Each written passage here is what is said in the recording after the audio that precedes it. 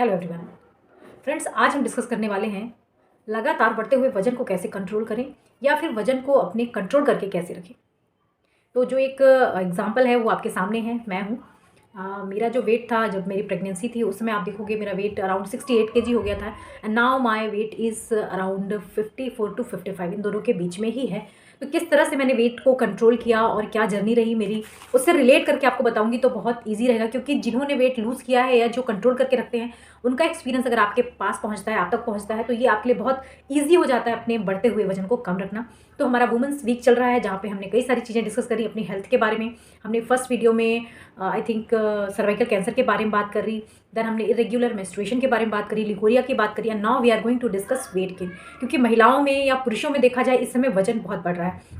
Basically जो female computer work कर रही हैं या घरों में भी काम करती हैं, उनको देखोगे कंटिन्यूसली उनका जो वेट है बढ़ता जा रहा है अनकंट्रोलेबल। एंड अगर वो ट्राई भी कर रही है कि चलो भाई वजन कम कर लेते हैं, काफ़ी वजन बढ़ गया, उन्हें अगर रियलाइज़ हो रहा है तो भी वजन कम नहीं होता। तो क्या ऐसी ट्रिक्स एंड टिप्स हैं जिनको अपना करके हम अपनी लाइफ में अपने वजन को कंट्रोल कर सकते हैं, अपने आप को फिट बना सकते हैं।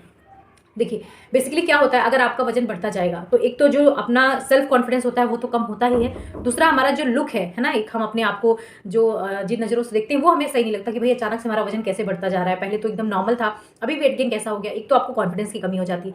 दूसरा ये होता है कि अगर आपका वजन बढ़ रहा है तो आपकी फिजिकल एक्टिविटी भी स्लो होने लगती है, कई सारी बीमारियां आपको हो सकती हैं। नी जॉइंट सबसे ज़्यादा दुखने लगते हैं अर्ली एज में, इवन 30 टू 35 की एज में ही घुटनों में दर्द होना शुरू हो जाता है। बढ़ते हुए वजन की वजह से भी आपके हार्ट में प्रेशर जाता है, ब्लड शुगर भी रेगुलर हो सकता है।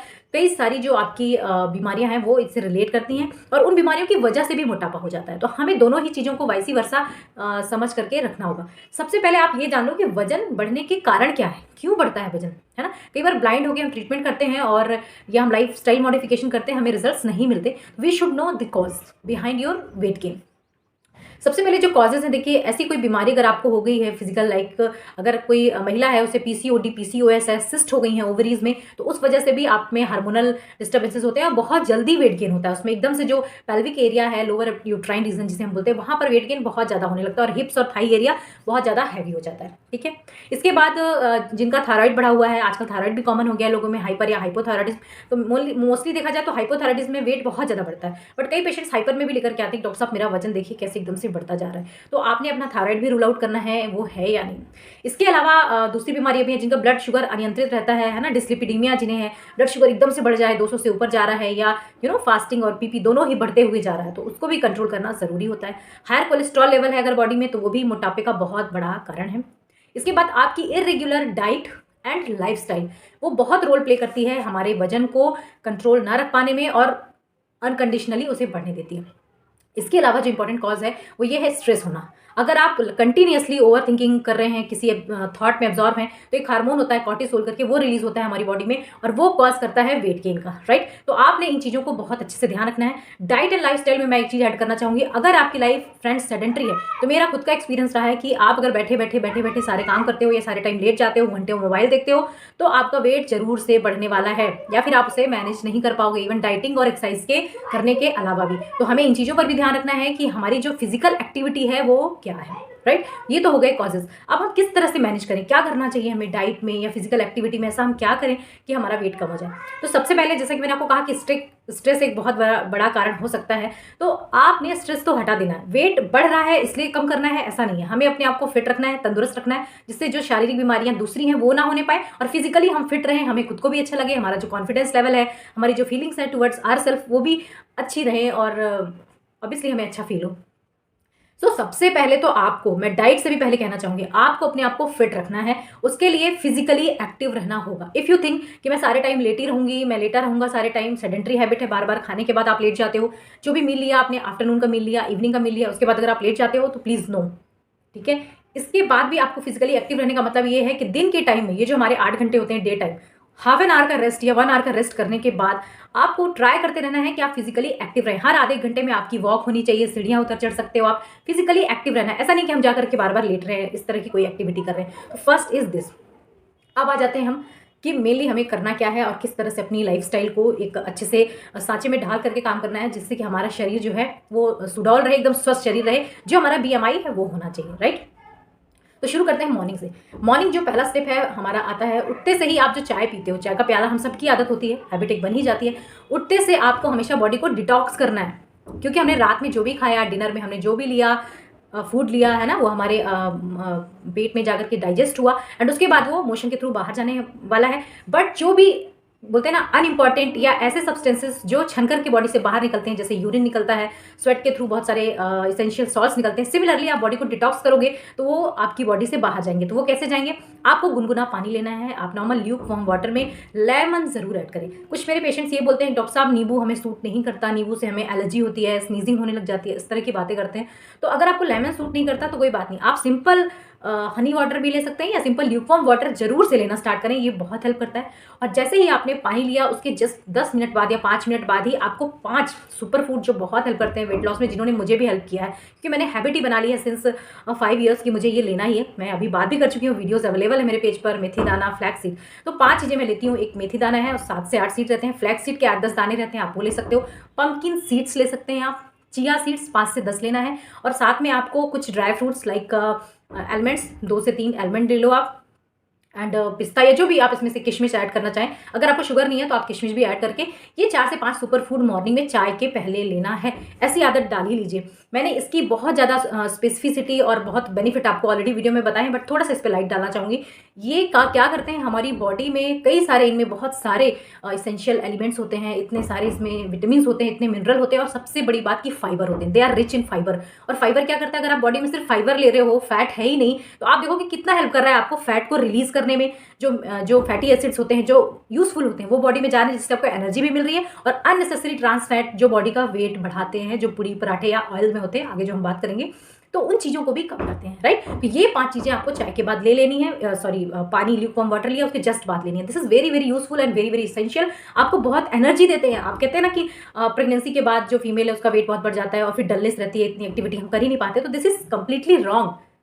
प्रेगनेंसी के बाद यूजुअली क्या होता है कि कैल्शियम और आयरन दोनों ही कम हो जाते हैं, कई सारे एसेंशियल एलिमेंट्स का डिप्लीटेशन होता है थ्रू ब्लीडिंग, राइट। आपने कुछ एक नया ग्रो किया है शरीर के अंदर, तो सारी ताकत तो वहाँ लगी है ना। तो इसीलिए आपने इन चीज़ों को भरपूर मात्रा में ले, क्योंकि रिच ऑफ एनर्जी हैं, रिच फाइबर हैं, and rich of vitamin, minerals, बहुत सारी चीज़ें इनमें ऐसी हैं जो बहुत बहुत हेल्प करती हैं, आपको किसी तरह की कोई वीकनेस नहीं आती, ठीक है। इसके बाद आपको अपनी डाइट में अगर आप टी लेने के हैबिट हैं तो वैसे तो ट्राई करना चाहिए कि लेमन टी ही लिया जाए, मिल्क की नहीं। बट कुछ हैबिट्स होती हैं जो हमारी बनी हुई हैं, तो उसमें भी शुगर लेस या बहुत लेस क्वांटिटी में शुगर ऐड करें। आप बिल्कुल फीकी चाय पीने की आदत डालें, जैसे डायबिटिक पेशेंट लेते हैं, तो डायबिटीज़ होने पर हम वो हैबिट अपनाएं, इससे अच्छा है कि हम पहले ही अपना लें, तो शुगर का भी कंजप्शन कम हो गया। बॉडी में जो शुगर होती है वो भी वेट बढ़ाने में बहुत ज़्यादा रोल प्ले करती है, तो आपने इसे भी स्किप करने की आदत डाली है। धीरे धीरे, एकदम से नहीं होगा, धीरे धीरे आप शुगर की अगर 1 टेबल स्पून या 2 टेबल स्पून ले रहे थे तो 1.5, देन 1, देन हाफ, इस तरह करके आपको रूटीन बनाना होगा।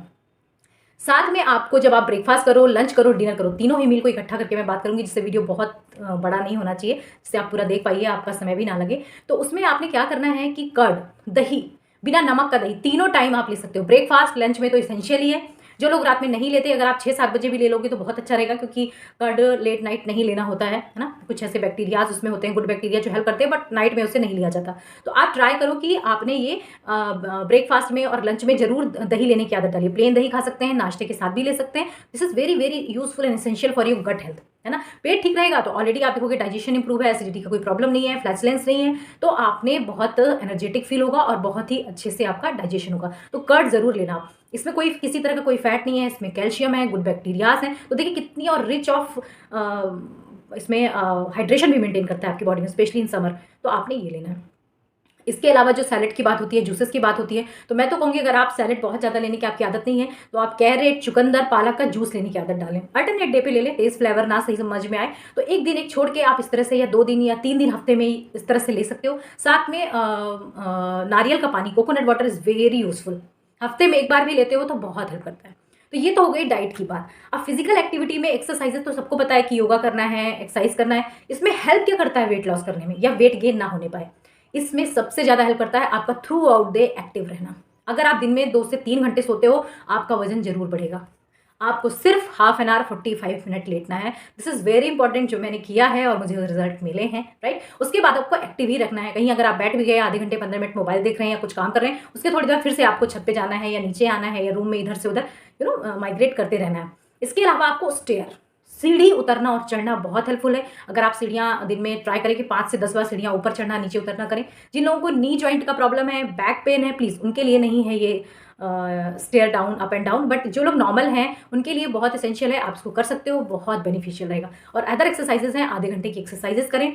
इन ऑल एक चीज़ जो बहुत इंपॉर्टेंट है वो है हाइड्रेशन। पानी खूब सारा पीजिए। जितने ज़्यादा टॉक्सिन हमारी बॉडी में बनते हैं, जो भी बनते हैं, है ना, तो देखिए बॉडी में 2 पार्ट में चीज़ें डिवाइड होती है जो हम खाते हैं और पीते हैं। एक गुड पार्ट, एक बैड पार्ट। बैड पार्ट हमारी यूरिन और मोशन के थ्रू निकल जाता है, जो गुड पार्ट है वो हमें डाइजेस्ट होता है। तो अगर आप हाइड्रेशन मेंटेन रखोगे, पानी ज़्यादा क्वांटिटी में पियोगे, तो जो बैड पार्ट है वो ज़्यादा एक्सक्रीशन के थ्रू निकलेगा, यूरिन ज़्यादा आएगी उसके थ्रू निकल जाएगा। तो आप 10 से 12 ग्लास आपको पानी पीना ही है। उसमें लेमन स्क्वीज करके डाल सकते हैं तो वो डाल लें। अभी गर्मी आ रही है, आप मिंट, जो पुदीने की पत्ती होती है ना, उसका जूस होता है, आप वो डाल करके ले लें। जैसे मुझे मिंट और लेमन का जो शरबत है वो बहुत पसंद है, तो वो बना करके पी सकते हैं। इसके अलावा आप लस्सी ले सकते हो, ये बहुत हेल्प करता है। तो हाइड्रेशन मेंटेन करना है, सिप बाय सिप पिए या एक बार में 1 ग्लास पिए, चॉइस इज योर, लेकिन आपको इस तरह से चीज़ें करनी है। तो this is very important video friends, इसको जरूर से पूरा देखिएगा। वीडियो अगर पसंद आता है तो मुझे कमेंट करके बताइएगा कि आपको ये कितना हेल्प कर रहा है, या नेक्स्ट आप किस टॉपिक पे वीडियो चाहते हैं। And this is my only motto friend, मेरा एक ही ड्रीम है कि हमारी जो फीमेल फ्रेंड हैं और या जो हमारे फ्रेंड्स हैं जो हमसे जुड़े हुए हैं, उनको काफ़ी हद तक हेल्प मिले अपनी हेल्थ को समझने का, उसको सही तरीके से सही लाइफस्टाइल में ढालने का। So lifestyle and diet modification is much more important to control, maintain और improve your health and maintain your weight. So thank you so much for today. Video अगर पसंद आएगा तो लाइक, शेयर, सब्सक्राइब।